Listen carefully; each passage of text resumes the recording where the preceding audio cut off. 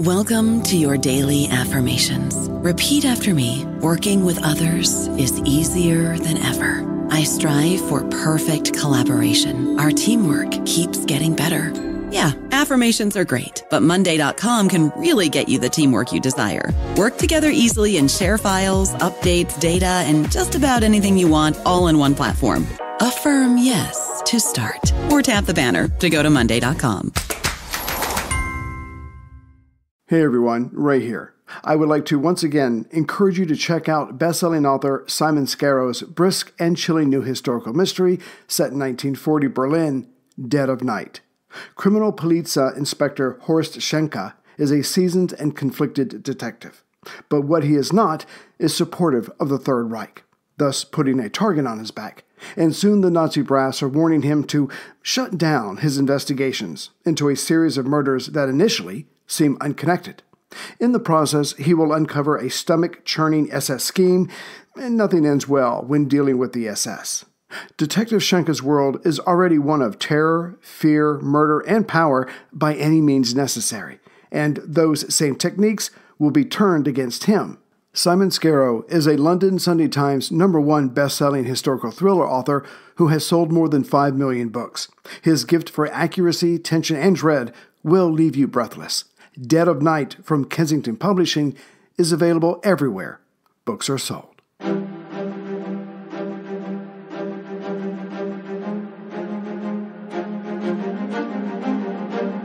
Hello, and thank you for listening to The History of World War II podcast, episode 456, The Stalin Line, Merely the Shadow of a Dream. Last time, though the Soviet 5th and 6th Armies were able to deliver a few headaches to Army Group South, the Panzers were winning overall. General Kirponos was forced to retreat in this area. But his next defense would come at the Stalin Line, if his men could get there in time and set up, and those Panzers were right behind them.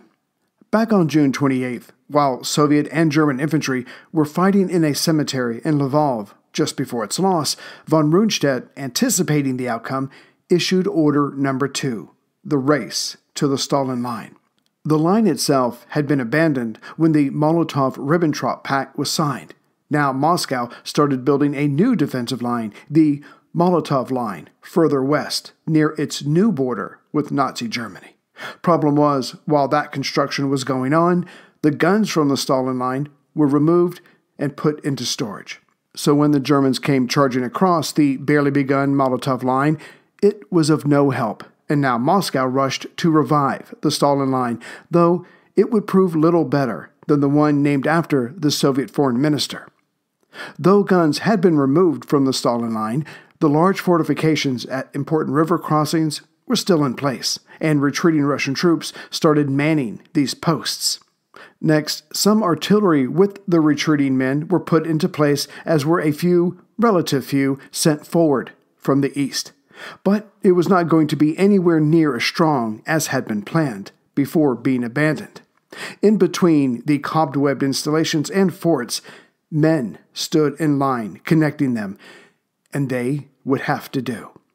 As part of General Mackeson's 3rd Motorized Corps drove a bit south and then to the east, they met weaker resistance, as the Soviets were also running to the east, and soon that part of Mackeson's corps was ahead of all other German forces.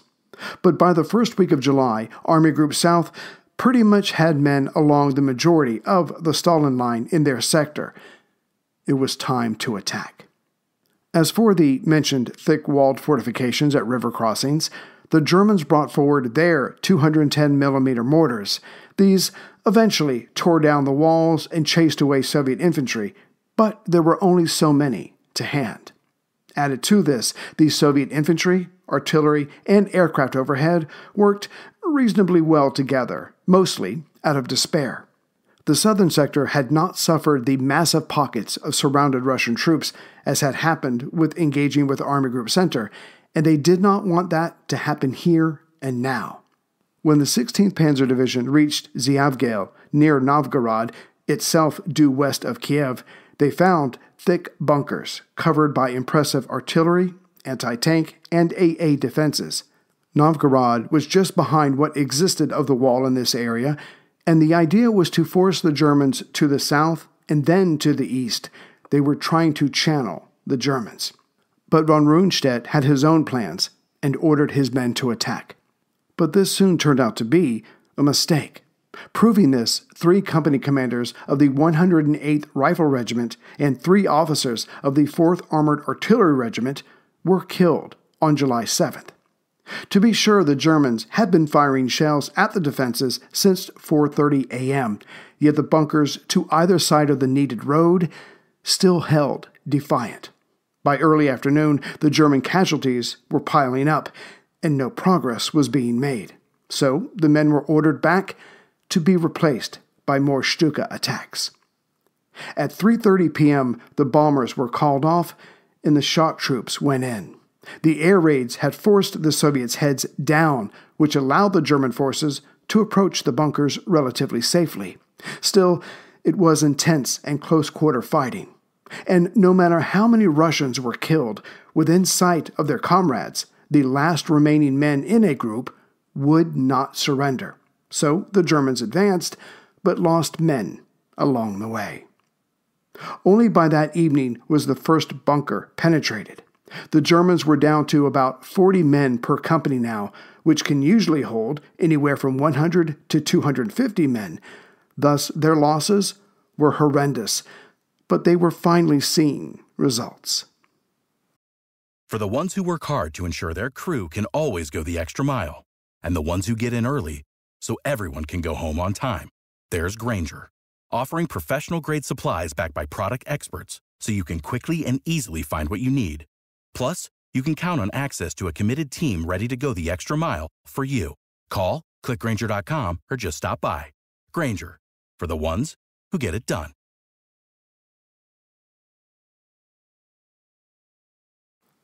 As the fighting around and for the bunkers at Ziegel continued until July 8th, the 25th Motorized Infantry Division, the 299th Infantry Division, and the entirety of the Corps' artillery were committed to this battle. And here, as at other places, numbers would eventually tell.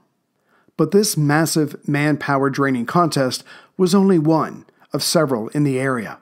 About 12 miles or 19 kilometers southeast of Novgorod, still on the way to Kiev, was the town of Golsk. Fortunately, the 13th Panzer did not have to struggle as mightily to take it. But to their left or north, the 14th Panzer was, as we have seen, having a devil of a time trying to enter Novgorod proper. The defenses there had been built up on Stalin's orders, and thus the manpower and equipment were available to stymie the German timetable. As these two attacks were vital, the gap in between these two forces was covered by the German 25th Motorized, and above them all, Fliegerkorps 5 kept the air mostly friendly to the Germans. The 14th Panzer continued to struggle, but at least they kept the Russians there tied down. This allowed the 13th Panzer to take Golsk again to Novgorod southeast. Point is, they were free to head further to the southeast, a less defended area, and capture the city of Berdichev, another section close to the Stalin line. Below this, there were no fortifications, only men and weapons. These were pushed aside, and 2 days later, Zhytomyr, to the northeast of Berdichev, was taken. Now the Stalin line was a line in name only. With numerous, though costly holes punched through it, von Kleist was able to send the 3rd Panzer Corps ahead with the goal of capturing Kiev as a deep bridgehead east of the Dnieper.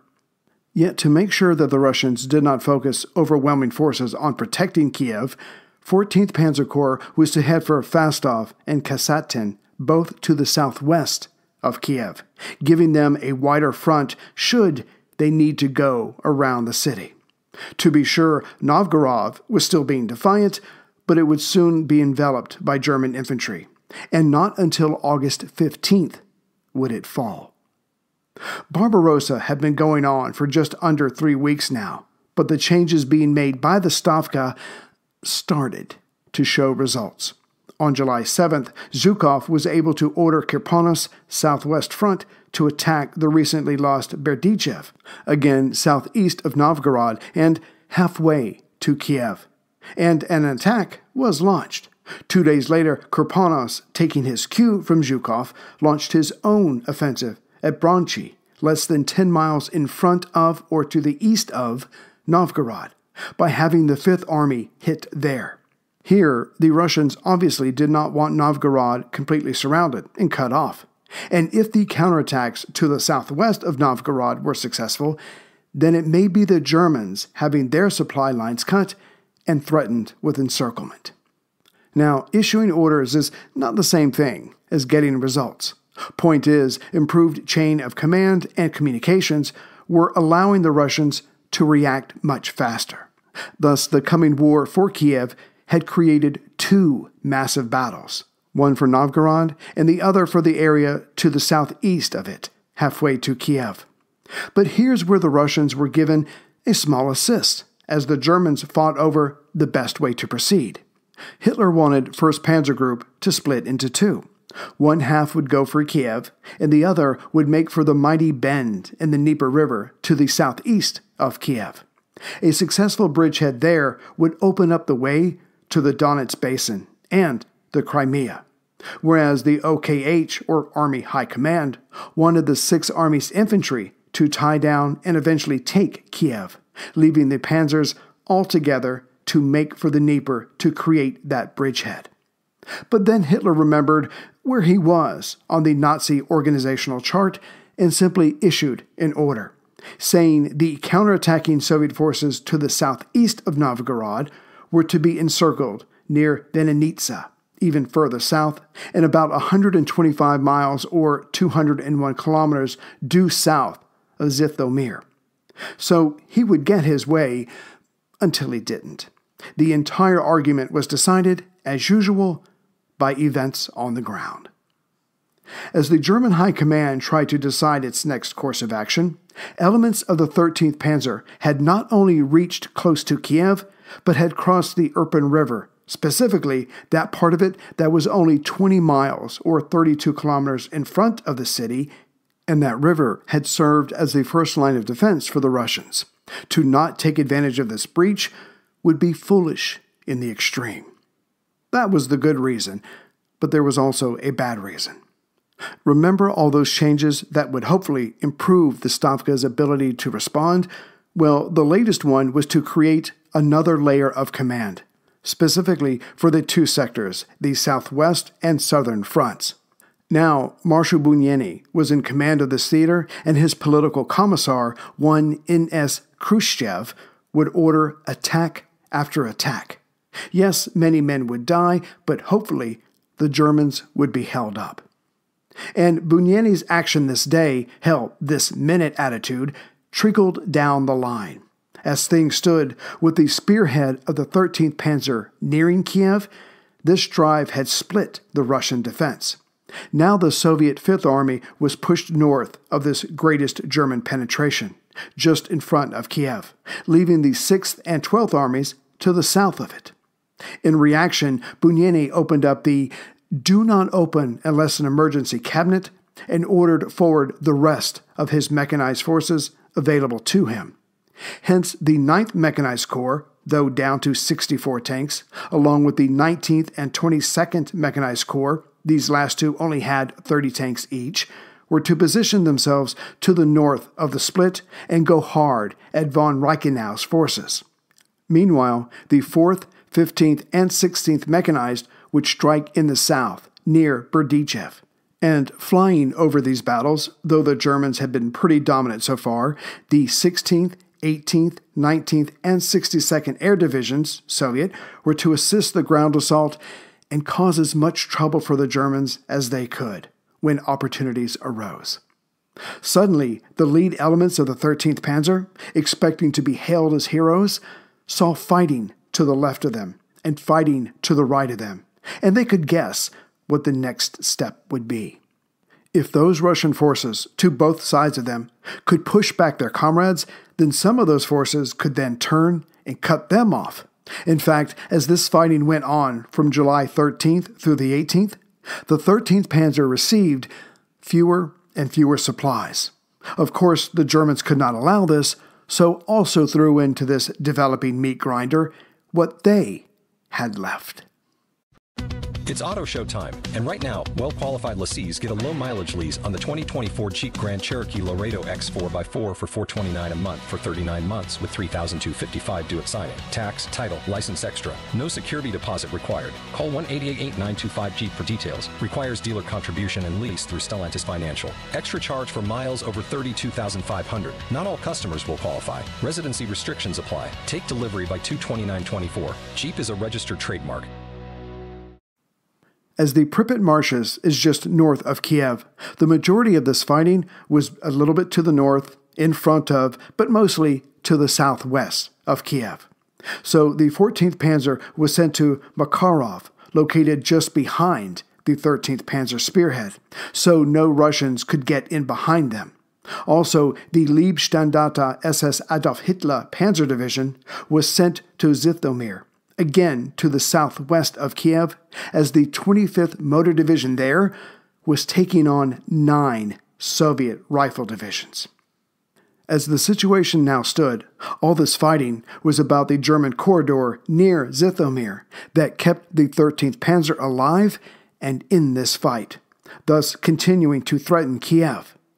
As the days went by with Bunyany throwing in everything he had, that corridor shifted or floated to the north or south as events dictated. So von Rundstedt threw in more Stukas. The Russians used their larger number of artillery pieces when they could, to the point that shells were now running low.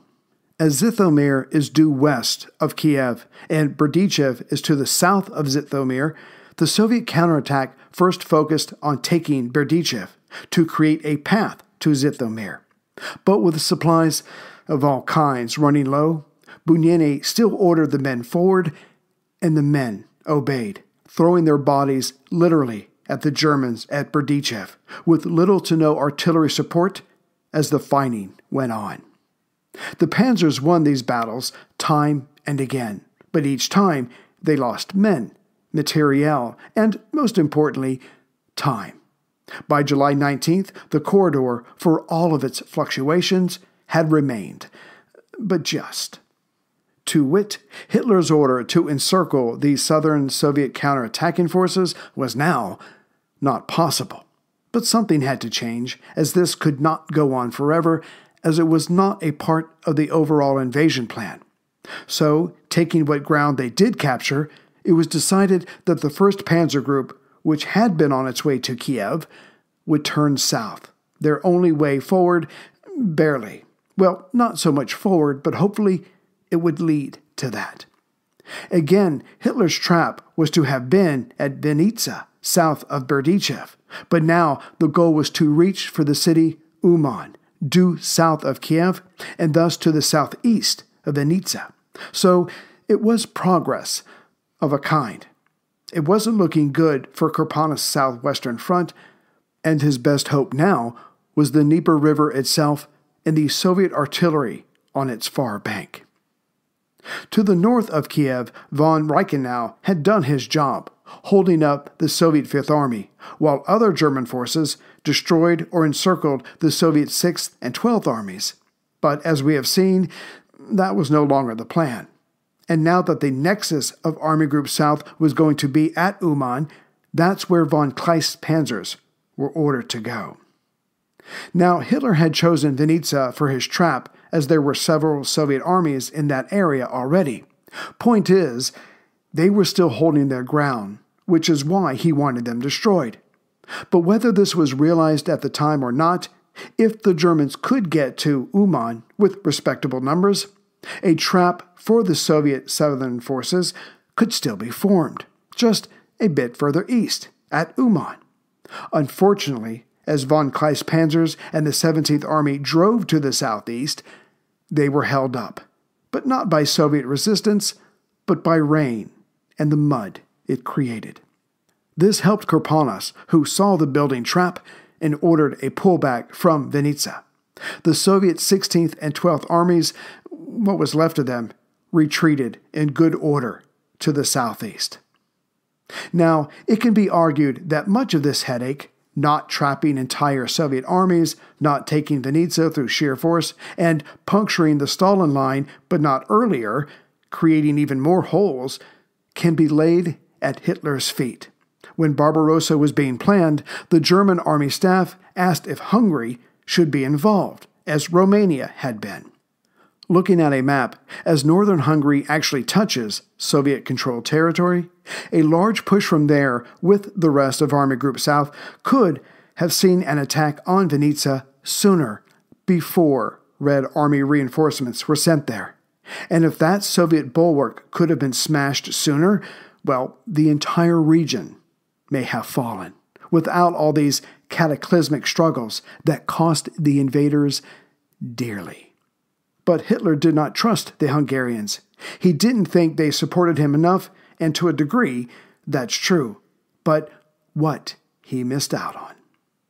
No, he was mad that they did not help enough during the Munich Agreement or when Poland was invaded.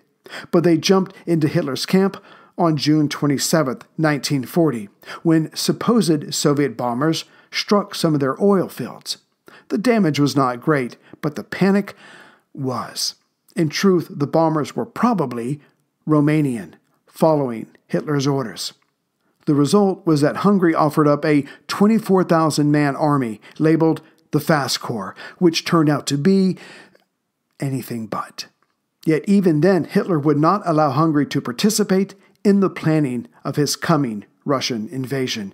They simply were not worthy. Back to the fighting. With the Russians pulling back from Vinnytsia, it would eventually be occupied by the slower 17th Army of von Steubenagel. Finally, they were coming forward, so this may work out. Vinnytsia was taken. The invaders were threatening Kiev and soon Uman, where the Soviets were in the process of drawing up a new defensive line. If all that Army Group South could be brought to bear, then perhaps all these and more would fall.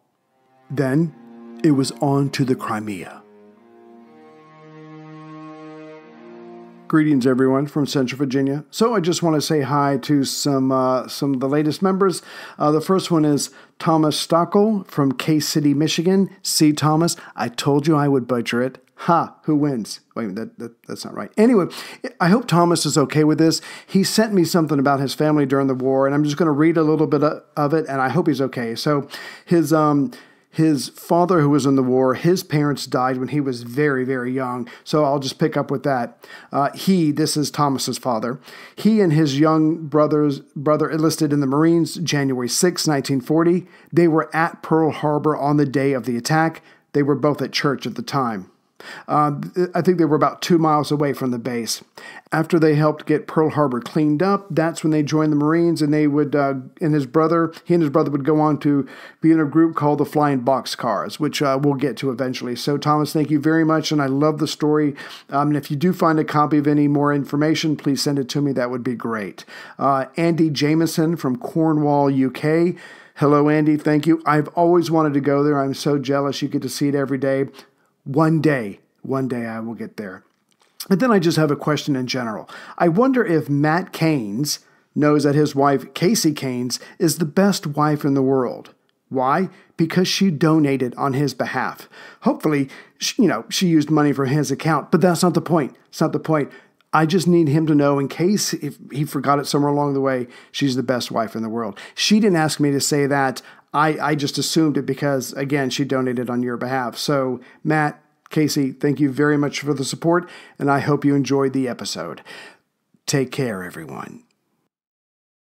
Get ahead of postage rate increases this year with Stamps.com. It's like your own personal post office. Sign up with promo code PROGRAM for a 4-week trial plus free postage and a free digital scale. No long-term commitments or contracts. That's Stamps.com, code PROGRAM.